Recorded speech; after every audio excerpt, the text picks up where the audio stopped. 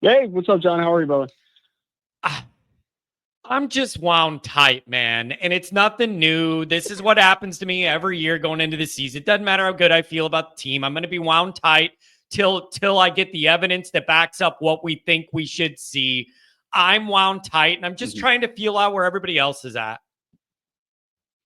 No, I feel you, man. I will say that I feel like I was wound tighter about like a week and a half, 2 weeks ago, which is kind of funny because I feel like people are winding themselves up a little bit more about the quarterback stuff. But Yeah. the more, the more I've watched this team, though, and I'm talking about Miami specifically, and I went back to watch like Brockermeyer, who's their starting center that was at TCU last year, and Markel Bell, and obviously they have Noah at right tackle, and a lot of the offensive linemen are getting ton of preseason accolades, obviously, and like that's one thing that people are kind of, I think, anxious about because they're still waiting to see what this new look interior defensive line is with Jared Dawson and hopefully a Jason Onye that takes a massive step, and what is Donovan Heinisch looking, with his second straight year of legit snaps, not just rotational snaps, right? So I think people are really excited, are anxious about that, and it's making a lot of people nervous. But I have to say, man, like the more I watch this this Miami offensive line, excuse me, I think that group is a very overrated group, like Oh, extremely overrated. now that's Yeah, Ryan. That's yeah. interesting to me because when you look around, I think the Mhm. consensus is that's expected to be one of the best units in the country and a strength of their club. That's an interesting take. So John, I'll say this: could it end up being one of a decent could end up being a decent group comparative to the rest of the country. It's possible because there's just not a lot of good offensive lines in college football. Like we're seeing the same thing on the NFL level compared to college. Like there just isn't enough good offensive linemen overall, right? And I think that group for ACC standards is probably going to be a good group. For national standards, I think it'll be an okay group. But when I look at it and I just like break down the individual pieces, Noah is a very good college offensive lineman, right? Like, but I do think that there is some things, and I'm specifically talking about Boubacar Traore, where if you have a guy that is a little bit more twitched up and can cross space with a little bit of ability to not only bend the outside track but also hit an inside counter, I do think that you can beat him in pass protection. But he is the strength of that group. But when I watch Brockermeyer, I'm like, that kid is he's a solid center, right? Like he's rock solid. He kind of reminds me of, there's no shot at him at all because Zeke Carell is a guy that like he immediately reminded me of. Not flashy, just solid, right? Like gets the job done, but maybe isn't going to win a bunch of accolades necessarily. Arnez, Arnez Cooper, I think, is very overrated inside the guard.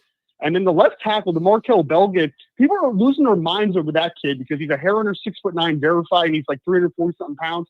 But the kid can't bend. Like Hmm. he can't bend, and his film last year was not very good. So if Traore, and I don't need Boubacar Traore to play 40 plus snaps against Miami, just coming back from the injury and everything. But if he gives me 25, 30 snaps of somewhat of what we saw Boubacar last year, or Bryce Young takes a massive step forward, I think that left tackle is going to have a hard time against Notre Dame. So if I had to predict something, I think that the Notre Dame defensive line is actually going to make a statement against the Miami offensive line, and that might be considered a hot take around like a lot of national people, but I really do think that Notre Dame can make a statement up front defensively. Man, I like hearing that. And you know what else I think about? You're helping calm some of my blood pressure just went down 10 points. Thank you. The other thing I think about here, Good. do you think a part of this in my mind is I think, for as much as you heard about Notre Dame's quarterback struggling to be consistent in the passing game all camp, the second half of the statement was always how impressive Notre Dame's secondary has been and looks to be. If you have faith and Yeah. trust back there, you can allocate a little more resources up near the line of scrimmage and attack that O line and their run game, and then make Beck try and beat you through the air the same way Miami's going to want to make Carr do.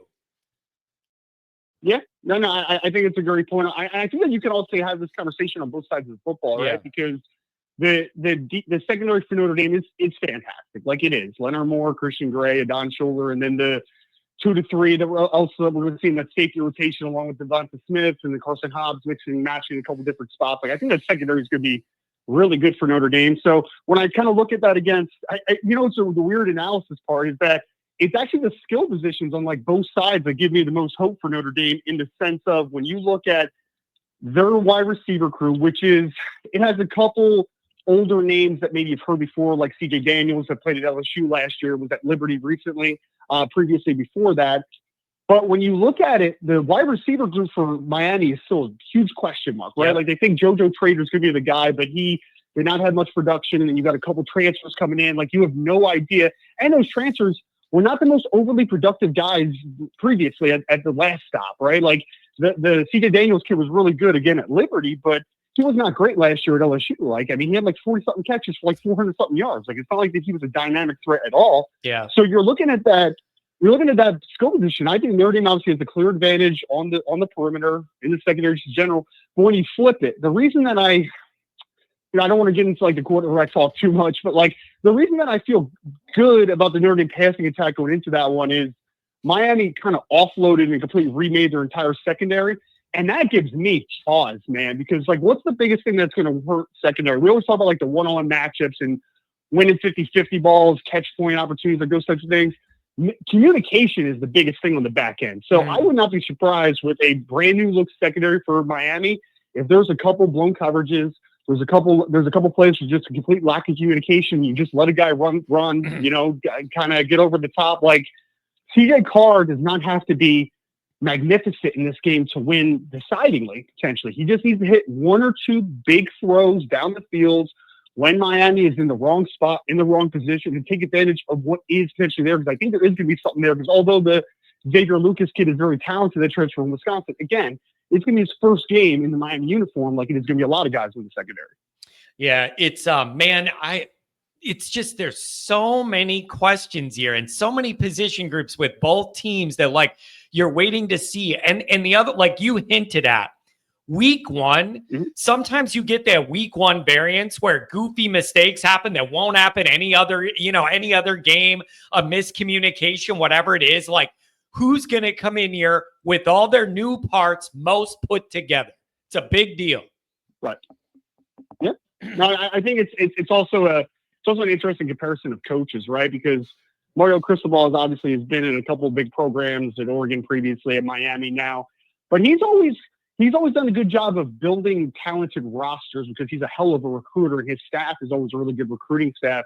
But you could always make an argument from a year-to-year perspective that he has underachieved with talent at times throughout his career. And coming off of the year, and I know it's just a one-year sample size of Marcus Freeman in year 3 last year, but does anybody right now, this second, feel like Marcus Freeman might underachieve with talent? If anything, I think it's the opposite. Like most people, at least from a national perspective, maybe not from a Notre Dame goggles perspective, because I think we more appreciate the talent that is on the roster compared to like the national folks.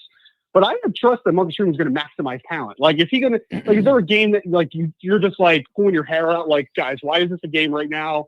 Or, we don't have to talk about like the blunders against lower level competition at times, but like for the most part, if I would have told you going into last year that you lose Boubacar Traore, you lose Benjamin Morrison, you lose Ashton Craig, you lose Riley Mills in the most important parts of the season, Howard Cross is banged up all year. If I would have told you all those things together, would you have said they would have went 14-2 and been in a national championship game? Like, I don't think many people would have, right? So yeah. Freeman and his staff maximized talent last year.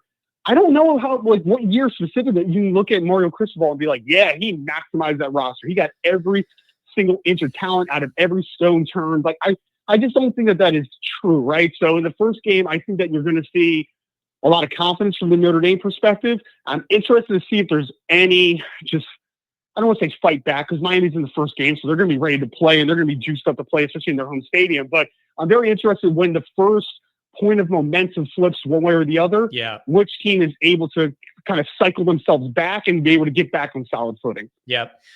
These are all just fantastic points and things to think about, man. I am just it's weird, Ryan. Like, it just feels like anything Notre Dame's involved in, any news story, any game, whatever it is, somehow the situation ends up being like outsized or bigger than it. Like there's something about the Notre Dame-iness of it all. It's Notre Dame, Miami, standalone game on a Sunday night. Everybody watch it, breaking in a new quarterback. Like the dynamic literally could not get any bigger than it is. And we still got a week to think about it all different ways. It's going to be wild. Yeah. Well, so what do you do going up to a game? What type of nervous person are you? Are you do you not eat before games? Yeah, Do you Ryan. have like Oh, you have don't like one of do those things where you're this. top of your feet all day? Like, what do you do? I'm Ryan, just curious don't what you do do. that. Don't make me embarrass myself in front of the whole morning crew. The appetite goes away. I'm a pacer, Uh-huh. so I will just like have my arms crossed, walking up and down the hallway and up and down the stairs. Okay. I will do that. I don't eat a lot. Like it's not healthy. It is not healthy. My sleeping, I toss and turn thinking of what happened, is going to happen. And that's just kind of my deal. And I'm not proud of it. I've always been that way. I just get wound tight.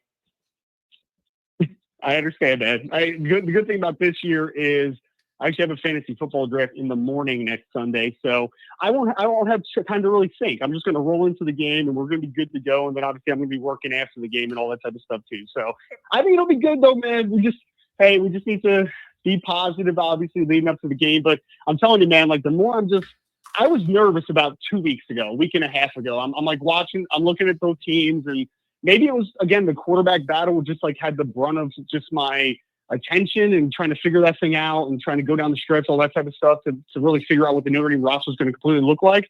But the more I get closer to the game, man, the more confident I am getting, which but what you just said is usually how I am. Like I'm a super nervous person working up to a game.